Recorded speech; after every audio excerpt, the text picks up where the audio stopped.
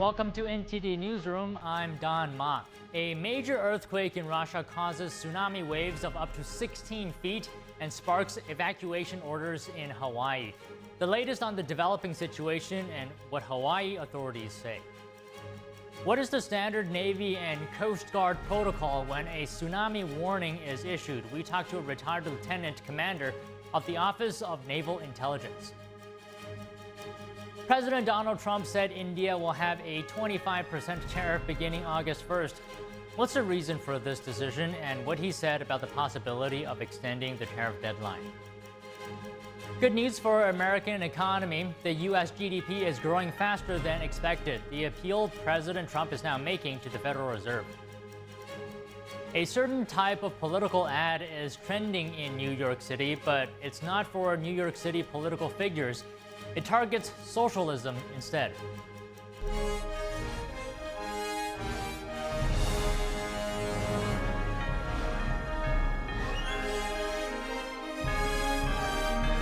This is NTD Newsroom, live from our global headquarters in New York City.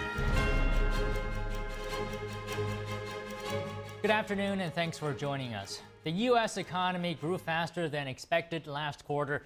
New GDP numbers are out for the second quarter, which is April through June. The U.S. economy expanded at a surprising 3% annual pace during the second quarter. This means America's GDP rebounded after losing 0.5% during the first quarter. The GDP reflects the nation's output of goods and services. The first quarter drop was mainly caused by a surge in imports, which are subtracted from GDP. Many businesses imported large quantities of goods to avoid upcoming tariffs. The latest bounce back was expected, but the size of it wasn't. A drop in imports helped push that number higher. Economists had forecast just 2% growth. President Trump is now calling on the Federal Reserve to implement rate cuts. The Fed is expected to make a decision this afternoon. A new trade announcement by President Trump. He said the U.S. will impose a 25% tariff on goods imported from India starting on August 1st. Trump also said India will face a penalty, but did not explain the amount or what it was for.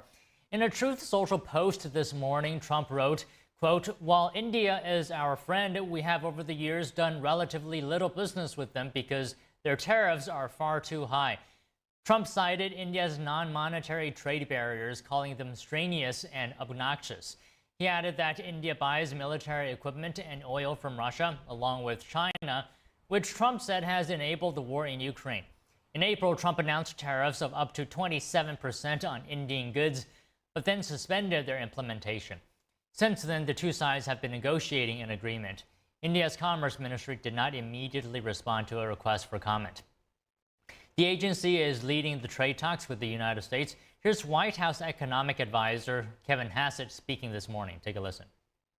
Right. Well, India's had a market that's been pretty much closed to American products, and we've been wide open to theirs. And I think President Trump is frustrated with the progress we've made with India, but feels that a 25% tariff will address and remedy the situation in a way that's good for the American people. I think that there's still hope for progress, and if the progress isn't what the president wants, then the deadline will kick in August. How did you settle on a 25% rate for India, and what's that going to mean for a country like India that exports more goods to the U.S. than to any other country? Right. Well, I think that what's going to happen is that India is going to cut their prices to the U.S. In order to maintain their market share. That's what everybody else has been doing. And then they might reconsider their practices, which have led to this higher rate. And over time, I would guess that Indian firms will be onshoring production in the U.S. and Indians might even open their markets more to us so that we reconsider a future trade deal. Meanwhile, Trump said he won't push back the tariff deadline for remaining trade partners. On Truth Social, he wrote, "The August 1st deadline is the August 1st deadline. It stands strong and will not be extended."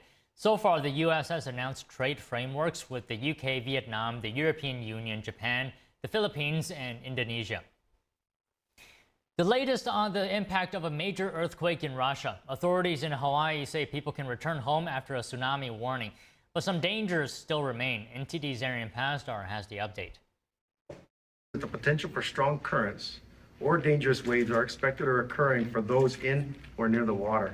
Hawaii authorities on Wednesday warning residents that the sea can still pose a danger to people near the beaches. Officials downgraded a tsunami warning to a tsunami advisory after an 8.8 magnitude earthquake shook eastern Russia. The quake caused tsunami waves of up to 16 feet and sparked evacuation orders in Hawaii and across the Pacific. Sirens could be heard in Honolulu after the earthquake. But Hawaii officials say the situation has calmed down as of Wednesday morning. Those who have evacuated may safely return home based on county assessments and directives. The state's governor says no damage has been reported so far. An eyewitness recalls the moment people received tsunami warnings after the quake shook the earth on the other side of the Pacific. It was very clear. It said, "You are in danger. Get away from coastal waters." Meanwhile, in Russia, a volcano erupted after the earthquake. Russian scientists say a descent of burning hot lava is observed on the western slope, powerful glow above the volcano and explosions. Tourists who were camping in the region where the quake hit were shaken in their tents. Video released on social media also shows a church tower shaking and people leaving the top floor of a nearby building. The Kremlin says it's the strongest earthquake to hit the region since 1952. Several people are injured, but fortunately no fatalities are reported. Arian Pastar, NTD News. Tremors and aftershocks are still possible after the powerful magnitude 8.8 earthquakes and tsunamis across the Pacific. An assistant professor at the Department of Earth and Planetary Sciences at the University of Hong Kong illustrated how the quake erupted beneath the ocean floor. The North American plate is like the sponge, and the subducting Pacific plate is like this book. And the average convergence rate between these two plates is like 7 to 8 centimeters per year, so on average. But during the regular times, in most of the time, they are stick together due to friction. So you are changing the shape of the sponge. So the sponge is squeezed, it's being squeezed. It does not mean that an aftershock sequence will end soon. Aftershocks can be comparable with earthquake itself. It is possible, especially, there is such a huge crust fracture in Kamchatka region. The earthquake off Russia's Kamchatka Peninsula was the strongest since 1952. A Kremlin spokesperson said there had been no casualties in Russia. The official credited solid building construction and effective alert systems. Noticeable aftershocks are expected to continue for at least another month. And joining us now to discuss the tsunami warning and the shooting as well in a Manhattan office is Stephen Rogers, retired lieutenant commander in the Office of Naval Intelligence. He's also a retired New Jersey police detective and former member of the FBI National Joint Terrorism Task Force. Good afternoon, Lieutenant Rogers. So Secretary of Homeland Security Kristi Noem said earlier today that the threat of a major tsunami has passed, but a downgraded warning is still in effect for the West Coast. So my question to you is, what is the standard Navy and Coast Guard protocol when a tsunami warning is issued near a U.S. military installation, for example? How do they prepare? Well, there are condition of readiness levels. For example, these conditional of readiness levels will be activated once the U.S. Navy, in partnership with the U.S. Weather Bureau Service, predicts the time, the date, and the place that a tsunami would hit. Once that happens, once you go to a high level, you'll see our U.S. Navy vessels, Coast Guard vessels, stay at sea if they're at sea, and those that they could get out of port and out to sea, they go out to sea in a safe area, far away from the tsunami or, in some cases, hurricanes. The naval bases, and I'm sure all military bases nowadays, work in partnership with the communities that they're based in, the states and the federal government. So they got a good protocol, they got a good warning system, and the situation in Hawaii obviously was activated earlier. In fact, my daughter lives in Hawaii, and she kept me posted as to when the sirens blasted and when she had to evacuate, and she's back home now. But I asked her, I said, well, how did it go? Did everything go smoothly? She said, absolutely. With the Navy base around, things went very well. So you're a retired naval lieutenant commander. So To you, what is the first thing that perhaps goes through your mind upon hearing about tsunami warnings? Well, save lives as fast as you could. Get those warnings up there sooner rather than later. And once you do that, you'll be able to save a lot of lives, no doubt about it. And again, it's all about life saving. And so you take those measures and always protect that fleet. Those ships got to get out to sea. They're always combat ready. They can be activated for war at any time, any place. So those are the two things that are on my mind. And I've got to tell you, we do it well. And can you characterize or describe or quantify how quickly can U.S. Navy or Coast Guard shift from, normal operations to, for example, tsunami readiness? Well, rather quickly, and of course the time factor is based on the level of information they receive from the Weather Bureau. You'll get, let's say, a 72-hour warning. That'll go to a 48-hour warning, 24 hours. And each warning will tell you, well, is it imminent? Is it not? So there are levels that will build you up to a point where you'll have to evacuate. So I'd say based on how they got this set up, it's pretty quick, rather quickly. And would you be able to comment on whether have recent Navy and Coast Guard protocols changed over the years, perhaps due to lessons learned from past events, or has it been relatively the same? Well, I'm sure it has. I can't answer that because I'm no longer active with the military, but know how the military works, know how the Navy works, especially. I'm sure year in and year out, they get the best equipment necessary in order to respond to something like this. I have full confidence that because of their history of doing a great job, that they're still doing a great job in protecting the lives of people, not only on their bases, but in the states and communities that they are based in. And Lieutenant, would you be able to describe for us what is the Coast Guard or Navy's role in assisting civilians during such an event or after a tsunami threat? Well, you'll have the Coast Guard, for example, without a doubt. They'll be out after a tsunami event. They'll be out with their choppers and their ships looking for anyone who may have got caught up in the tsunami. There's no guarantee that there were no ships or private yachts or anything like that out at sea. So the Coast Guard certainly would be going up and down the beach areas, the shore areas, and looking for boats and people who may be stranded. And the Navy will help out with that, with their air assets and boat assets. And by the way, they'll also open some of their areas on base that could be shelters for people, food, water, anything they need, anything the American people need in a disaster. You could be sure that the U.S. Coast Guard and the United States Navy is ready to help them. And I'll throw in the Marines and Army and Air Force too. It's one big happy family here in the United States when we're needed the most by the people. You're absolutely right. I mean, it looks like that way from where I'm standing as well. But I also had some things to ask you about the shooting in a Midtown Manhattan office building a couple days ago. So whenever a tragic mass shooting like this happens, a question on everyone's mind is, one of them at least, how did this happen, right? Especially in a city with a large police force. So, Lieutenant, in your mind, where are the possible or potential gaps, perhaps, that in public security that led this event to happen?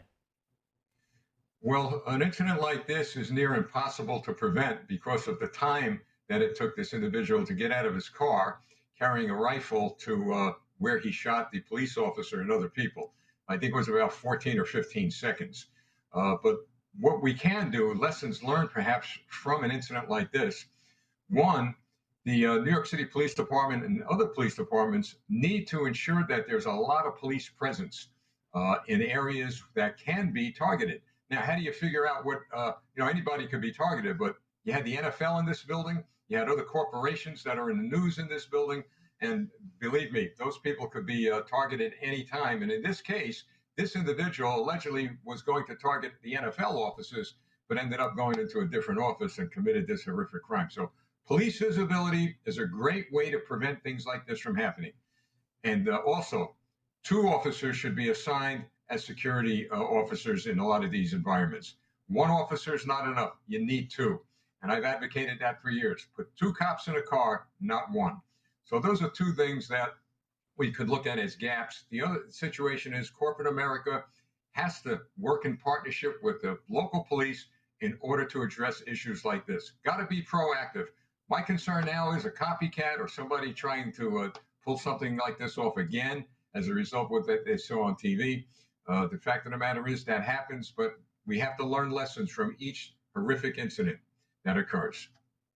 Right. I mean, we definitely have to. And one of the things that we have to look at is, semi and fully automatic rifles are restricted in New York City. So how did he obtain that weapon, the long gun?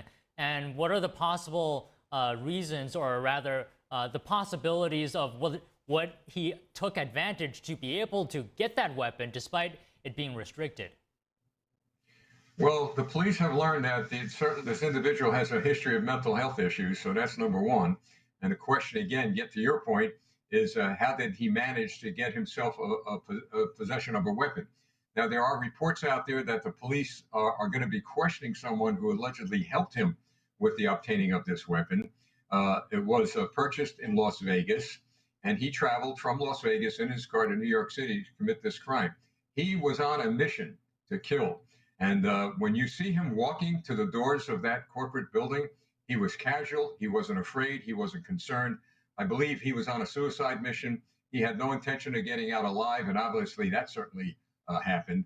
So again, something like this, very difficult to prevent because how quick it was. But the fact of the matter is, again, as I said before, lessons learned, high police presence. And by the way, in a lot of these incidents, we find out the aftermath. There were some things on social media that maybe should have been red flags to some people. We find out that in some of these chat rooms, some of these social media platforms, guys like him go to, they're saying crazy things. And it may lead you to believe they may do something as crazy as this. People need to speak up. Call the police. Don't feel that your voice don't count and they're not listening. They are, and they need your help. Do you think more police resources are needed to tackle gun trafficking and perhaps illegal firearms?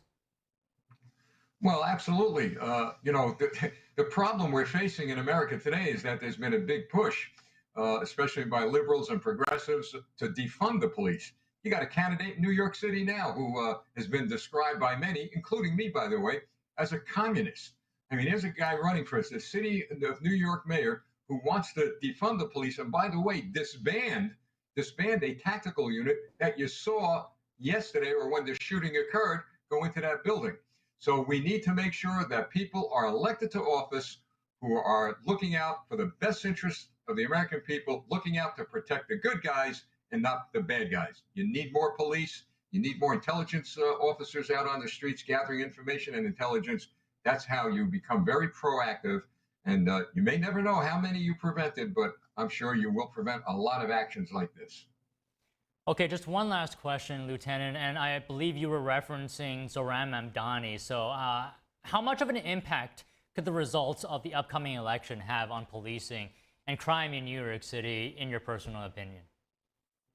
Well, if he wins, not only New York City will be in a clear and present danger with regard to crime and everything else, but he then plants the seed in one of the largest cities on earth, would allow others to run for office of his philosophy, of his ideology. I think you got one in Michigan or Minnesota who's also running on what I would call a communist platform. And we can't let that happen here. We cannot let that happen here. And I'll tell you, if he gets elected, you'll see a mass exodus of not only civilians from New York City, but a mass exodus of police officers. And that will be a tragedy on top of a tragedy. Well, Lieutenant Rogers, it's always great to speak with you. Thanks again for your time today. Well, thank you very much. Take care now. Coming up next, the National Transportation Safety Board holds a key hearing on the January Midair collision in Washington, D.C. What the board is focusing on and what they hope to reveal. Political ads asking New York City residents to move out have popped up around the city, targeting Zohran Mamdani and the possibility of a socialist future. We have that story and more when we return.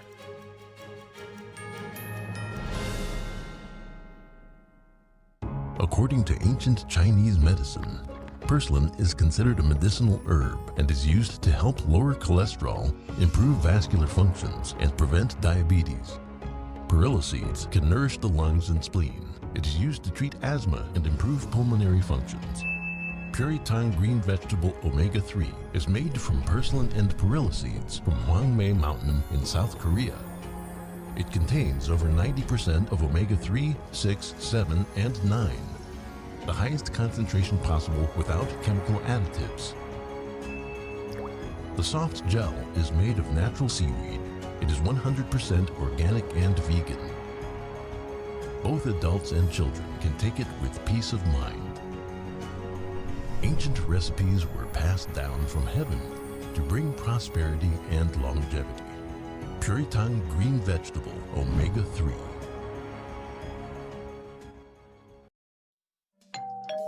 Hi, I'm Ty Pennington, here for Choice Home Warranty. They protect my home from expensive repairs, and they can do the same for you.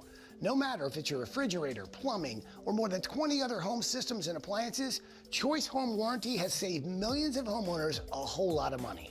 For a low monthly fee, you get their nationwide network of trusted local technicians with plans that cover repairs and replacements done quickly and the right way. No more headaches searching for technicians. No more budget-breaking chaos. Just a peace of mind of having Choice Home Warranty at your service. Call Choice Home Warranty now and save big with their special offer of your first month free and free limited roof coverage. Call now.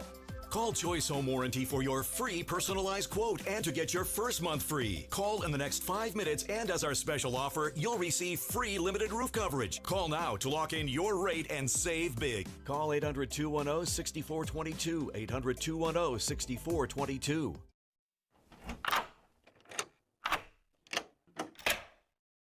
I'm Jonathan Lawson. If you're 50 to 85, please listen closely. The lock I want to talk to you about isn't the one on your door. It's a rate lock for your life insurance that guarantees that once you're insured, your rate can never go up at any time for any reason. Many policies you see don't have one, but you can get a lifetime rate lock from Colonial Penn. This plan was designed for people on a fixed income with coverage options that start at $9.95 a month. That's less than 35 cents a day. Your rate is locked in for life. Coverage can never be canceled, and your acceptance is guaranteed. You cannot be turned down because of your health. See for yourself. Call for an information kit and gift. Both are free with no obligation.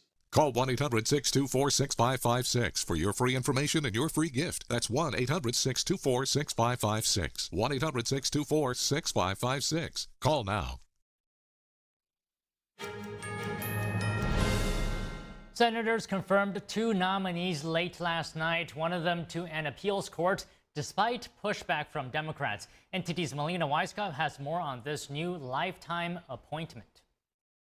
Emma Bovee is now serving on the bench for the Third Circuit Court of Appeals. He's a former lawyer for President Trump. He also worked on several of President Trump's legal cases over the past few years, but also at the start of this Trump administration, he worked in a leading role at the Department of Justice, which is where the controversial arguments around his nomination actually stem from. So there are several whistleblower allegations that accuse Bovee of ignoring a court order that attempted to block President Trump's deportation flights, but there's also a separate allegation that accuses him of playing a role in dropping New York City Mayor Eric Adams' corruption charges because they wanted to get help from Eric Adams on the immigration front. Now, Democrats say Republicans should not have rushed this nomination without first dealing with those allegations, but Republicans say they have dealt with them. Here's both sides. Tonight, Senate Republicans vote to put Emil Bovee, a January 6th sympathizer, on one of the highest courts in the country. They crafted litigation strategy as wrongdoing, even discussions that reflected the government's official litigation positions, some of which prevailed on appeal. These documents then give no reason to delay this nomination.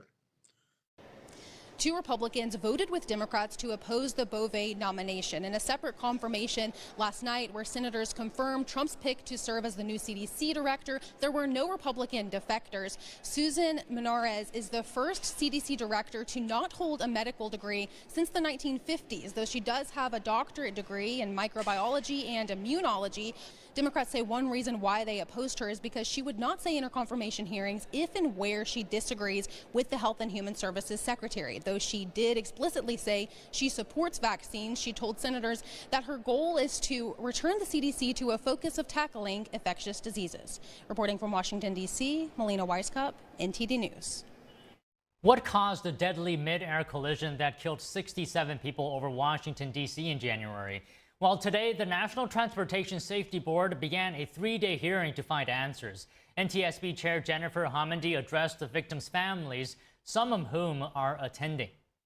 I'd like to take a moment to address the families who lost loved ones in this tragedy.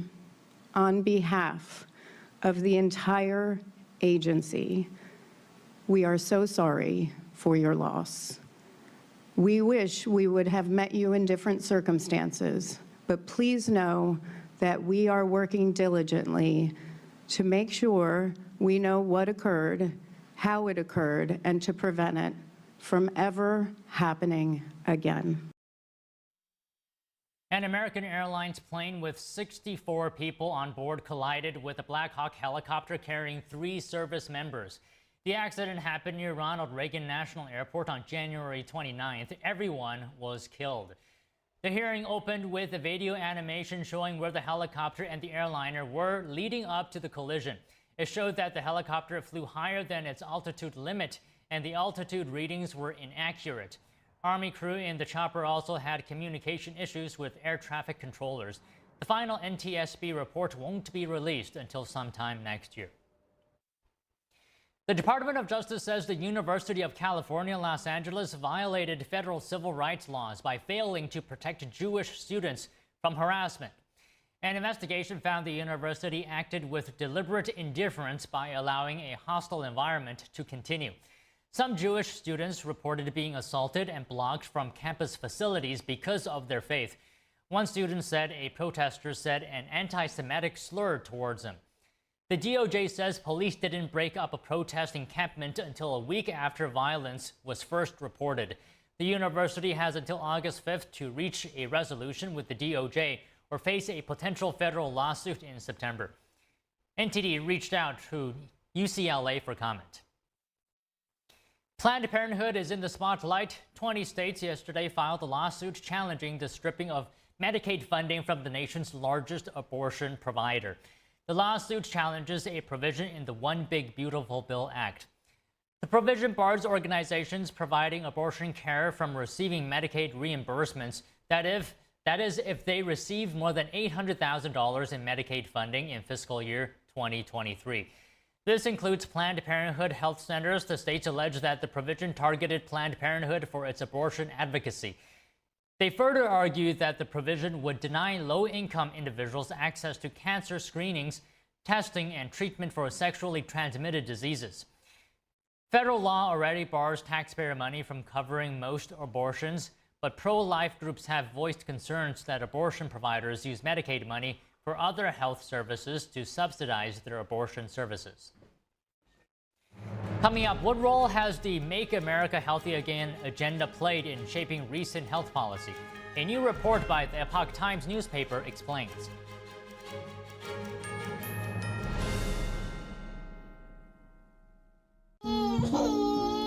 We said we'd never give in to a meltdown.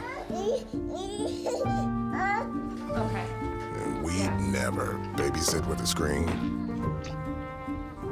We said we'd never let the toys take over. Mariella! Never leave the house looking, well, and never let them out of our sight.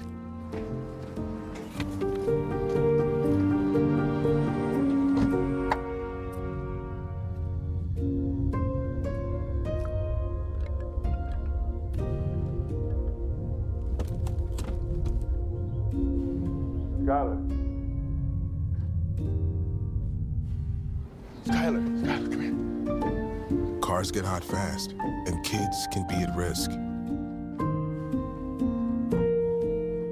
Before you leave the car, always stop, look, lock. You see certain things get reincarnated in your children. My daughter is very much inspired by my wife's artistic pursuits. So my daughter started making necklaces. She makes what we call affirmation fashion. I tell her every day that your black is beautiful. Your black is beautiful. Your black is beautiful. And if there's anything better than being beautiful, it's being smart. If there's anything better than being smart, it's being kind. And reaffirming that every day is our method of making sure her chin never drops.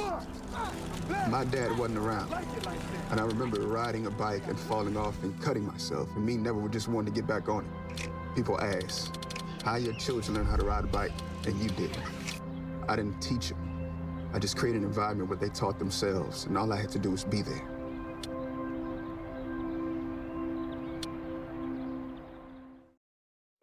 I was a quarterback at Hardaway High School, college first-round draft pick. On and off the field, we were taught to not show any signs of weakness. During the football season, I would stop eating, but I didn't know I was depressed. I thought that something was wrong with me. For 20 plus years was physical. We didn't have any education behind what mental health was. I started to learn it starts here first. If this is together, I'll be better as a father, as a man, and as a husband. Put the importance on your mental health. I'm not scared to talk about it anymore. The first tool is therapy. The second one is positive self-talk. And then journaling, putting your thoughts on paper. We have to redefine what being a strong man is and heal, love your mind.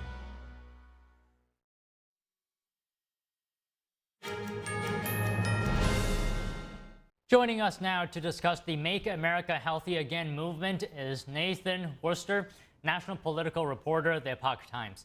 Good afternoon, Nathan. President Trump will give remarks on making health technology great again this afternoon. He could talk about a push to improve Americans' access to their own medical records. Maybe to start off, we can get your thoughts on that. How does this fit into the MAHA agenda?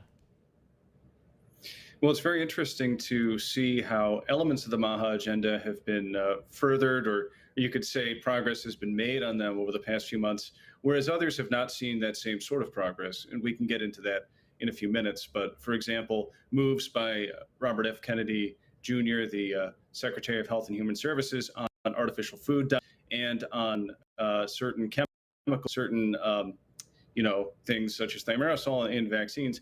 We've seen momentum on that. I think what you're describing now is in line with some of the push for general price transparency in the medical sector that has been a bit of a mainstay, I would say, especially from the GOP, but from a lot of lawmakers in Washington. On the other hand, and we'll talk about this in a moment, it has been more difficult for the push that came before the election, the push to actually outlaw pharmaceutical ads from television, to bear any sort of direct fruit. All right, then let's go into it. Tell us in more detail with specifics, what role has the MAHA agenda played in shaping recent health policy?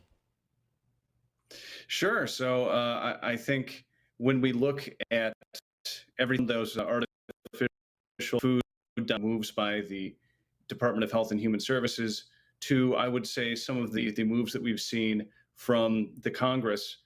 Specifically, I have in mind here a bill that would end pharmaceutical advertising entirely. This would include not just television, but also social media.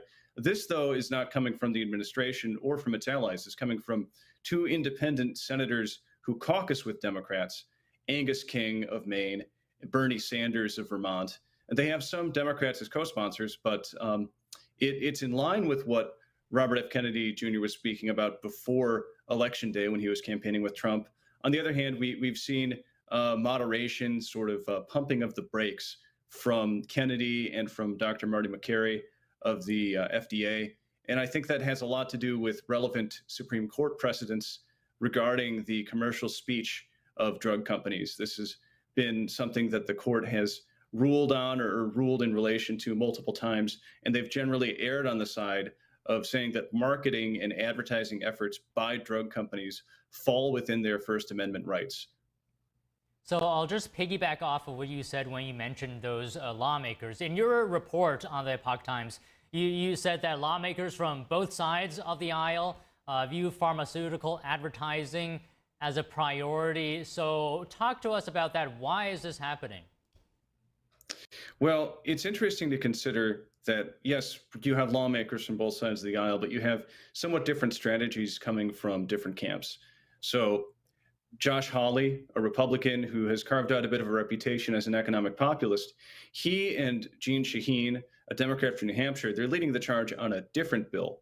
This one wouldn't outlaw pharma ads altogether. However, it would eliminate tax deductions that pharma companies can claim for advertising.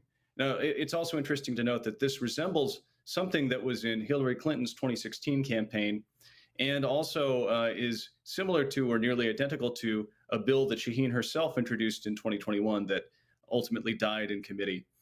You've seen a similar bill, the House version, advanced by both Democrats and Republicans, including Nick Begich of Alaska and Angie Craig of Minnesota.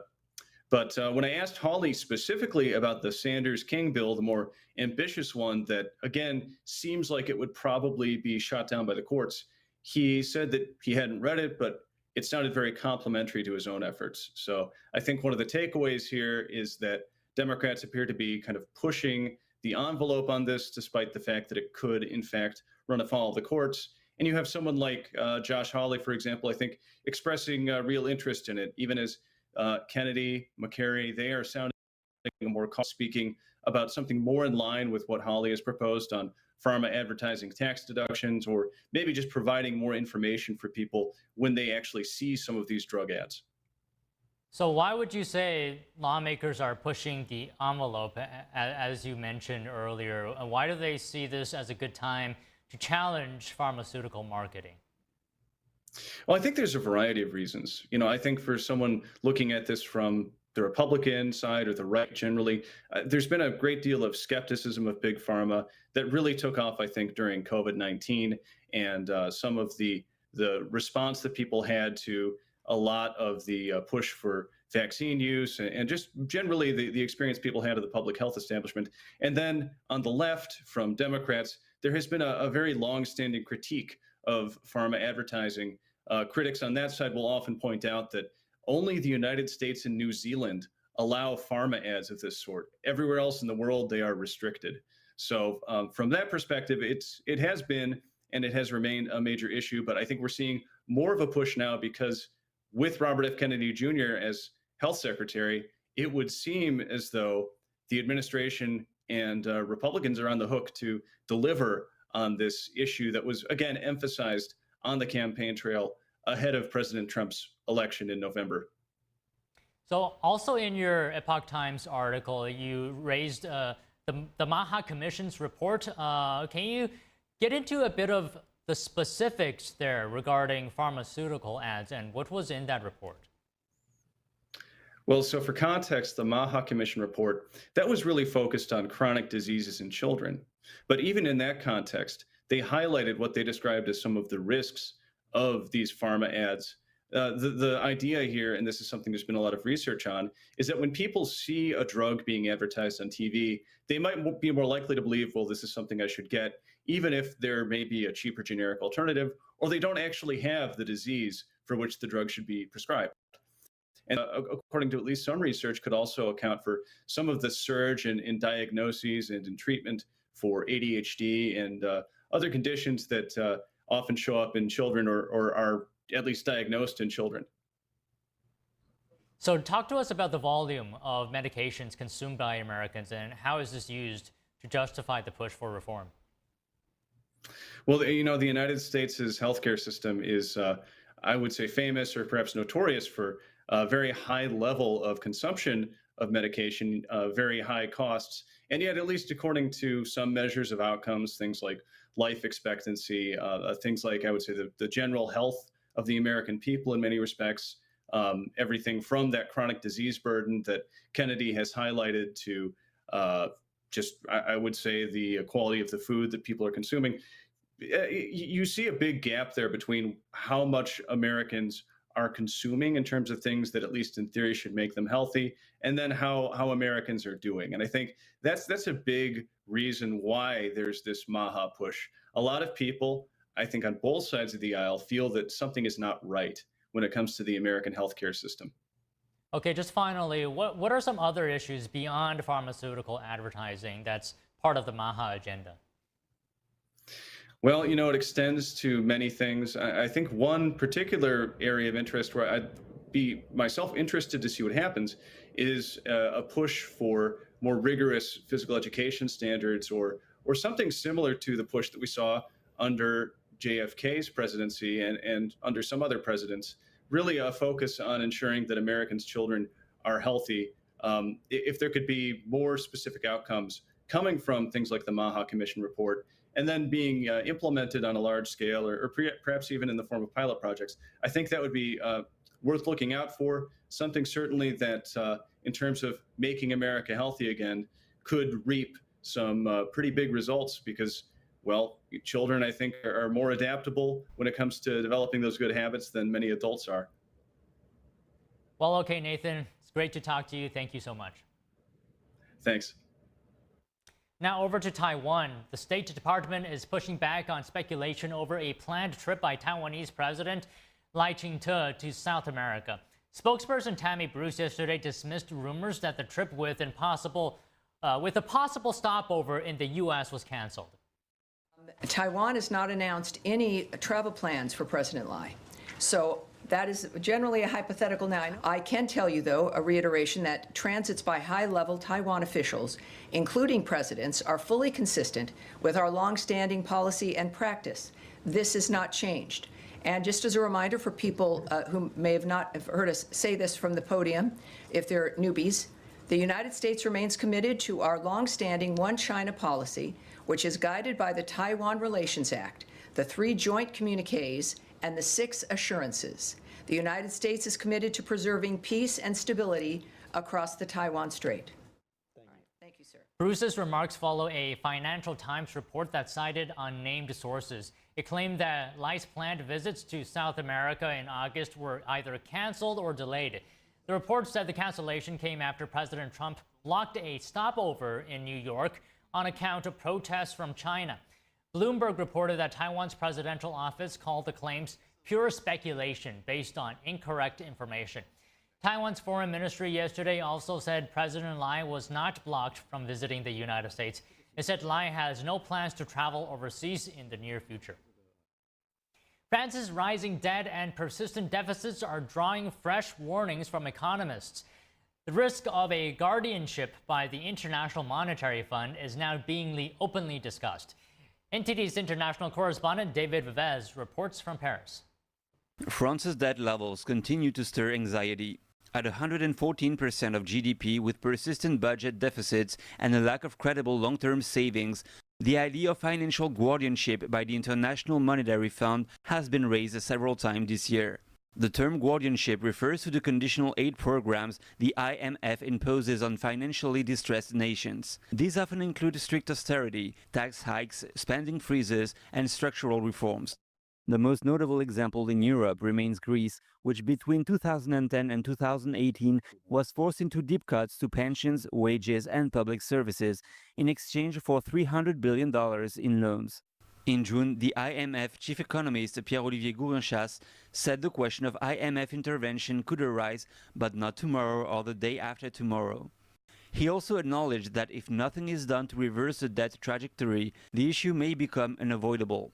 Economist Jean-Philippe Feldman from the IRF think tank says that while France and Greece's situations can't truly be compared, France is nevertheless aging closer to a red line. There are risks. And there are people who are increasingly warning against being placed under the supervision of international organizations. The question is whether we will continue to inspire a certain degree of confidence or definite confidence in international creditors. The IMF recommendations in April were quite harsh. If the situation continues to deteriorate, we might not see the light at the end of the tunnel. It also depends on what international rating agencies will say. In September, in reality, earlier this month, France's Prime Minister presented a plan to save $40 billion to balance the 2026 budget. But this won't be enough to turn the tide of public spending, Feldman says. This is not a plan to reduce public spending, but to lower the increase in spending. In 2025, the budget is 1.69 trillion euros, so it's increasing, and it's expected to reach 1.72 trillion euros in 2026. In other words, for a French politician, when spending increases, but less than expected, these are savings that are extraordinary. Despite renewed promises from French leaders, the state has not managed to reduce its deficit in over 50 years. Economists warn that a potential financial crisis in France could impact the Eurozone even more severely than the Greek crisis of the 2010s. David Vives, NTD News, Paris. Up next, a certain type of political ad is trending in New York City, but it's not for New York City political figures. It targets socialism instead. That and more after the break.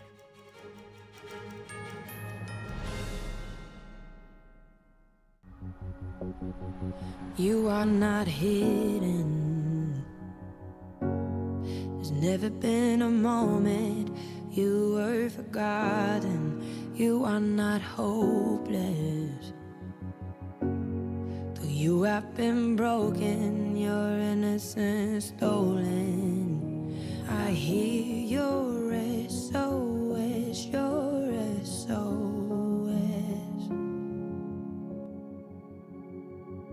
I will send out an army to find you in the middle of the darkest night. It's true, I will rescue you.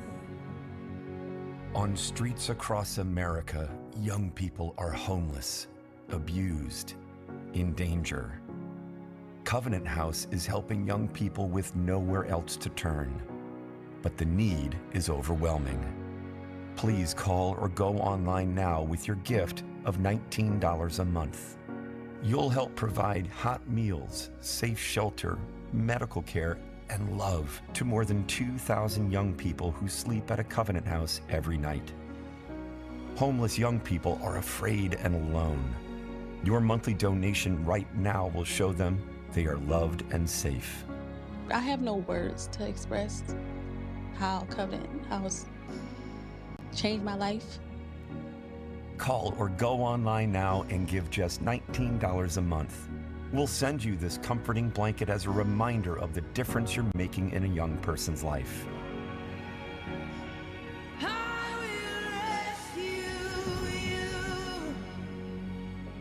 Call or go online now to safeplacetosleep.org.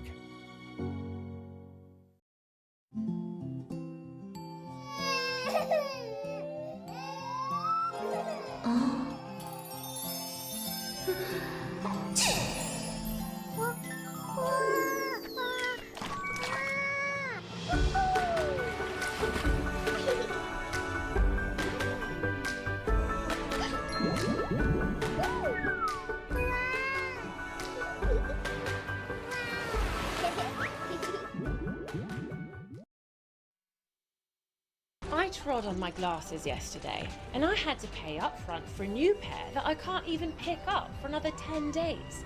So I looked for another way, and I found Select Specs.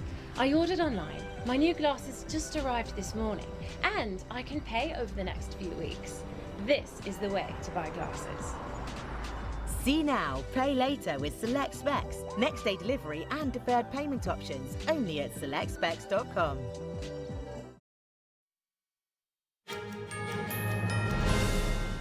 Advertisements for Florida Congressman Rick Scott and Republican gubernatorial candidate Vivek Ramaswamy have been popping up in New York City, but these haven't been your usual political ads.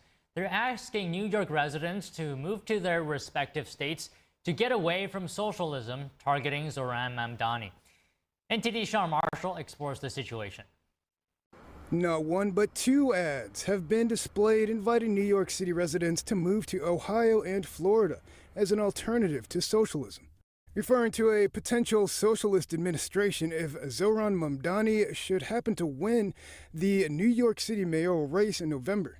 So what do people on the streets of New York City think about this type of political advertising? To start, can I get your reaction, first reaction that comes to mind when you see these ads? I mean, I think it's a little comical, actually. I don't think there's a lot of New Yorkers that would look at these ads and seriously think to themselves, you know what? The ad has a point. I think I'm going to move to Florida or Ohio. I just don't see it. Well, the first one, the guy from Ohio, I don't know, so I guess really I don't have one. I get what he's trying to say, but the Rick Scott, stay out of New York politics, to be honest with you. Let the voters vote and go from there. It's states' rights for everything else until the state wants to do something you disagree with. You know, you want to talk abortion? Yes, to your state. You want to talk to gun rights? State. You know, let us do what we're going to do, would be what I'd say. Mind your own business. Hate socialism? Don't come to New York. One ad, a flying banner representing Florida Senator Rick Scott, could be seen flying over New York City beaches that reads, "Hate socialism? Us too, move to Florida."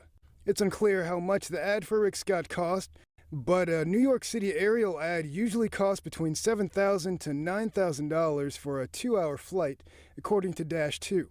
And the Vivek Ramaswamy supporting advertisement, giant digital billboards in Times Square, paid for by a Vivek super PAC called Victors Not Victims.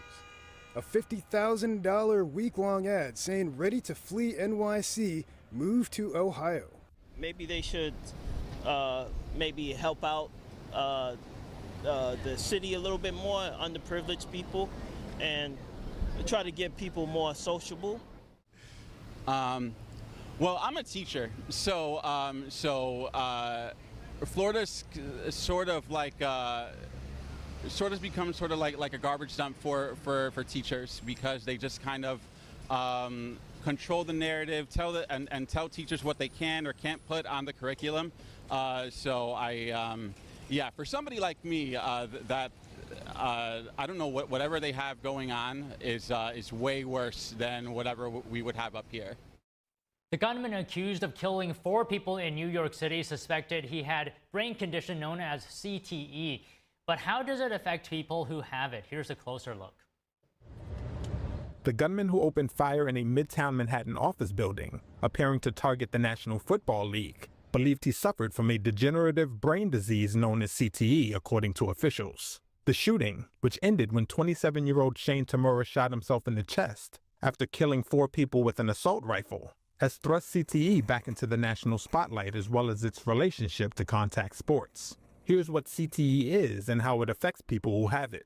Chronic traumatic encephalopathy is a traumatic brain injury that has no known treatment and has been linked to aggression and dementia. It's caused by repeated impacts to the head. Dr. Ann McKee, a professor at Boston University's School of Medicine, says playing football is directly associated with increased risk for CTE. For every 2.6 years of football play, you double your risk. I can tell you that we did a study 2 years ago where we looked at all the athletes who had come into the brain bank who died before their 30th year. And 71% of those were amateur athletes playing high school or college football, not pro sports. Tamura was never an NFL player, but online records show he played football at his California high school and was a varsity player at a Los Angeles charter school until graduating in 2016, according to school sports databases. Bloomberg News reported that the note found in his wallet said his football career was cut short by his brain injury, and that the NFL had not done enough to address CTE in the sport.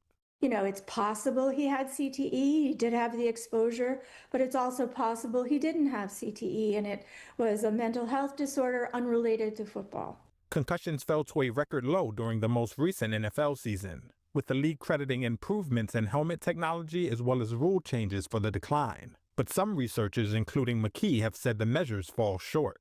It is time to address this. This is a public health concern. There's an urgent need to address this at the amateur level. I don't think any parent would want their child to get brain damage as a result of playing sport. And that's really what it boils down to, preventing brain damage. The NFL has paid more than $1 billion to settle concussion-related lawsuits with thousands of retired players, after the deaths of several high-profile players in the top professional American Football League. YouTube could soon be off limits to Australian teens. Australia said today it will add YouTube to sites covered by its world-first ban on social media for users under 16. Here are the details. Importantly, following advice from the eSafety Commissioner, young people under the age of 16 will not be able to have accounts on YouTube. Australian Prime Minister Anthony Albanese said on Wednesday that the government will include YouTube in its world-first ban on social media for teenagers. This reverses an earlier exemption and could prompt a legal challenge. The decision followed the internet regulator's call to overturn YouTube's exclusion after a survey showed 37% of minors reported seeing harmful content on the site, the highest among social media platforms. Australian Communications Minister Anika Wells emphasized the government's commitment to protecting children online. We are implementing these rules and this law on behalf of parents who want and deserve better protections for their kids online. We want kids to know who they are before platforms assume who they are, which is why I want to be clear about YouTube. The evidence cannot be ignored that 4 out of 10 Australian kids report that their most recent harm was on YouTube. The decision broadens the ban set to take effect in December and will now block YouTube accounts for under 16s, but parents and teachers can still show videos to minors. Last year, a decision was made to exempt YouTube from the social media ban due to its popularity with teachers. Since then, other banned platforms like Facebook, Instagram, Snapchat, and TikTok have complained. They said YouTube is similar to their platforms, allowing user interaction and algorithm-based content recommendations. YouTube says it should not be classified as social media because its main activity is hosting videos. The reversal renews conflict with Alphabet, YouTube's parent company, which threatened to pull some Google services from Australia in 2021 over a law requiring it to pay news outlets for content appearing in searches. Last week, YouTube told Reuters it had urged the government to uphold the integrity of the legislative process. Australian media said YouTube threatened a court challenge, but YouTube did not confirm that. The law passed in November 2024 requires social media platforms to take reasonable steps to block under 16s or face fines of up to about $32 million. The government has said that the results of an age-checking report due this month will guide how the ban is enforced. Up next, a leading software company has pleaded guilty for selling design technology to a university. Not just any university, though, a Chinese military university that's been blacklisted by the U.S. Stay tuned for that when we come back.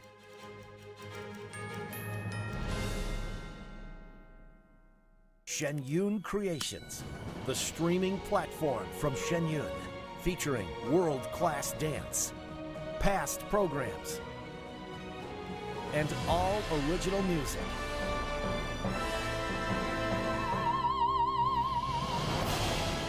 Masterclasses, behind the scenes, comedy, and more. Explore shenyuncreations.com. This land, our America, built on hard work, determination, and grit. Sometimes the days run long, but hope, it never runs out, even when the food does, for America's veterans, working parents, even kids. Because in every corner of every town, even yours, millions of hard-working neighbors are facing a hunger crisis, many for the very first time. In this land of plenty, affording food shouldn't require second jobs and third shifts or choosing between your groceries and bills. Today, you can help change that. Call or go online to helpfeedingamerica.org and give $19 a month, less than 63 cents a day, to help every neighbor get the food they urgently need. Because taking care of each other is what makes America strong. We're Feeding America, not just a name, but an action. Working with over 200 local food banks like the ones in your community, and demand is soaring. You go to the grocery store, you spend $100, and $100 is a new $20 bill. Even with 2 full-time jobs, it's hard to make ends meet. These are tough times, but when we stand together, we become the very best of a strong America. Please call or go online to helpfeedingamerica.org. Just $19 a month can feed a family today. And your first gift can double an impact. Plus, we'll send you this free canvas bag as a reminder of the hope you're delivering. When it comes down to it, it's about taking care of your family first and the loved ones that you need to provide for. Because you're not just giving food, you're fueling resilience for people across the nation. You're feeding America.